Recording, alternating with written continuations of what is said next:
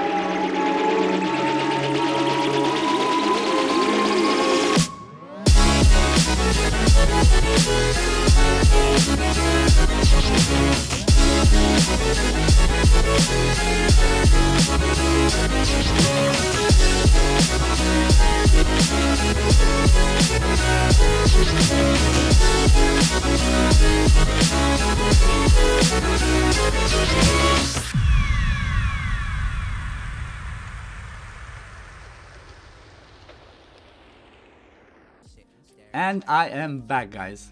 As you've seen, the team was full auto. I didn't have to touch it at all. I just put it to work, full auto, and everything worked smoothly, no problem. You saw it took quite a while. Honestly, it took quite a while, so let me see the beginning.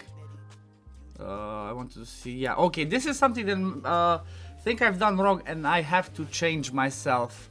It's these two champions position. So basically the whole principle that I should have done on this team is have like one of the Vogath or Master Butcher in front and the other one at the back. The reason why I'm saying that is because of their skills. Vogath, we all know Vogath's passive is insane. Whenever this champion is attacked, heals all allies by 50% of the damage received. This counts for when the bombs explode. So basically they hit for 40%, Vogath heals back 20%. Only heals by 25% if damage received from boss attacks. So when the boss attacks, he only heals by 25% and he heals for half himself. However, when it comes to Master Butcher, the rare, and the funny thing, I love it, he's at 50. He helped me even though he's just level 50. His passive is when attacked, heals all allies equal to the amount of damage taken. It has a 1-turn cooldown, does not work against bosses, which means when the bosses hit him, he does not heal. Therefore, that's perfect, because we want this one only to proc when one of the bombs go off. So when one of the bombs go off, he has the chance, he heals for all of the damage that he takes. So if you have him at the back, basically all the damage that he takes, he heals everybody in front. So if he's damaged by 30k HP, all the ones in front that already received damage, he heals them back up, which is insane. Then you have another passive that he has, who revives a random ally with full HP when this champion is killed. So basically, you have another heal, like a backup healer alongside Godseeker that we already have in there to help you survive. In case, some of your champs die and maybe, I don't know, Godseeker doesn't survive or Godseeker doesn't have her revive backup. So it's like this guy is a backup. And I told you, I only have him 5-star, which is insane. So let's have a look at the builds. So the way that I've built my champions is Godseeker, I put her in a Relentless set, honestly, because I want her to come back to her heals on the A1 and the A2, or to the revive, or like to the passive. The more she moves, like the more turns she gets, the more these ones rotate for herself. The masteries, I went with the War Master to do some damage because I used her for clan boss, and then I took her down this route, the defense one. I could reset the masteries and take her down like the healing route because she does an insane amount of healing apart from doing lots of damage. But I guess I'm gonna leave it now for now. If I see it doesn't work on 90, I might reset it and try it like that. Her stats are 220 speed, 50k HP, 4k defense. Resistance is like just random resistance from what I have in my accessories. So I didn't change these ones. I had her in my Hydra team, and I want, in Hydra you want as much refresh or like reflex as you can get. So I just left these ones and just re-geared her in a Relentless set. But this set I could use in Hydra as well. So I might just need to tweak the resistance or accuracy depending on what I need her to do. Doom Priest, I tried in a funky set. Again, I like my frenzy sets. I wanted to try stuff out, and I thought, well, since we get those stuns when the bombs pop, and we get those HP burns, and we get lots of times where we get hit, and it might get some of our champions to get their turn skipped. So let's say she gets a turn, the bombs explodes on her, and I don't know, somebody gets a stun. If she's a Relentless and she doesn't proc the Relentless, she cannot cleanse the stuns from the other team. So I said, okay, let's get Frenzy, because every time she gets damage, she gets 10% third meter filled for every 5% HP loss. So every time she gets damage, she gets pushed in front. So this one is a guaranteed third meter increase, whereas the Relentless is a chance. So you're like relying on the RNG. This one helps a lot. She keeps coming back, she heals, coming back, she heals and cleanses the stun with, again, her insane passive, which heals and removes a random debuff from all of your champions at the start of her turn. Then Vogoth I have in my Guardian gear that I use for arena with arena masteries, bulwark, and all those. What the hell did I do to myself? So bulwark and all the other masteries that you would use for arena. Like I said, back to my principle, I don't want to change anything. I want him to have the same stats that I'm using for this boss that I would use in a different area, which is arena in his case. Vresk might be one of the only ones that I already had built myself, because I used him before. I used him as my healer in Faction Wars. So I'm not using him in very many other areas, maybe some secret rooms, I don't remember exactly. However, the best set that I saw on Vresk to use is either a Relentless or a Retaliation, which is this one that gives you 35% chance to counterattack when hit. So because he does that, he gets to heal back a lot. How does he heal? Again, I'm quite sure you're seeing the theme here. The passive heals all allies by 10% of their max HP when he inflicts a critical hit. What does that mean? That means you only need him to make, you only need to give him 100% crit rate and as much HP as you can, because it heals off of his max HP, so off of Vresk's max HP, not the other champion. So the more HP you give him, the more heal he's gonna make.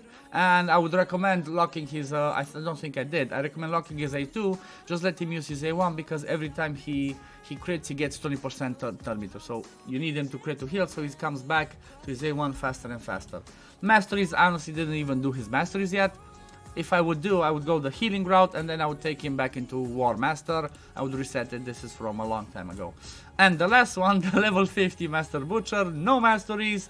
I have him booked though. I have him booked because I used him in my Rare Spirit room last rotation, which again, like I said, if you can use him in a different place, I'm gonna do it, and it's worth building. So this guy would be worth taking to 60 even. As another example, you could use him against the Magma Dragon. He has a provoke on this one, and he has a provoke on the A1, so he could be useful. I have him in a regen set and a speed set. These are his stats, 180, so pretty slow, decent HP, decent defense, and you know, decent stats, nothing too crazy, because like I said, he's only 5-star. So this was it, this was it guys for the video. I hope this helps you out. I feel like this is a really good way to try and build a team for yourself. It doesn't have to be specifically these champions. You could use other champions, and you could do it on manual if you want. Like for example, last time that I beat it, I had like roughly the same principle, but I used Duchess and Sif in there. I used 2 revivers just to be sure. And I used, I think it was 2 revivers, it was Vogoth, Vresk, and Doom Priest. It took me a long while, I had no War Masters, but it worked. That's what happened the first time the Bommal rotation came around. It took me 32 minutes to do it on manual on stage 90. So when 90 is gonna open, I'm gonna test out this team and see how it goes. If I see that this one's better, hell yeah, I'm gonna be really happy. I'm gonna do another video showing it on 90, and I'm gonna tell you guys, it worked. Do this, you only have to do it once. Or if you want to farm it, even though it's slow, if you get War Masters and Giant Slayers on everybody, it's gonna be faster, but not as fast. Leave it overnight, you can farm your resistance gear if you need that for Bommal. Anyway, I've rambled enough. This was the video, guys. Hope you enjoyed it. If you enjoyed it, don't forget to leave a like and a subscribe. It really helps me grow my channel, which is like, you know, I'm trying to get it monetized, as it's my main job at the moment. So if you do not mind, I would appreciate it. But I will see you all in the next video, guys. Peace, love you, and take care. Bye, guys.